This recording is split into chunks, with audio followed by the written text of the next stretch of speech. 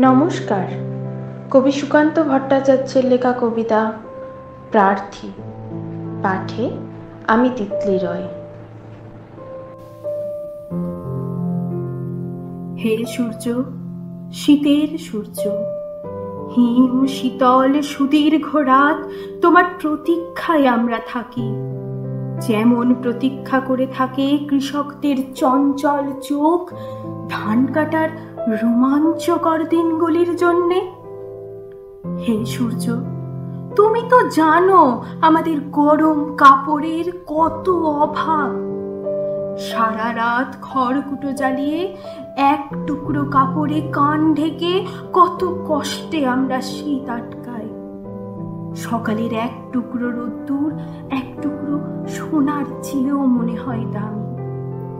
ঘর ছেড়ে আমরা এদিক ওদিক যাই এক টুকরো রোদ্দুরের তৃষ্ণায়। হে সূর্য, তুমি আমাদের স্যাঁতস্যাঁতে ভিজে ঘরে উত্তাপ আর আলো দিও, আর উত্তাপ দিও রাস্তার ধারের ওই উলঙ্গ ছেলেটাকে। হে সূর্য, তুমি আমাদের উত্তাপ দিও। শুনেছি তুমি এক জ্বলন্ত অগ্নিপিণ্ড।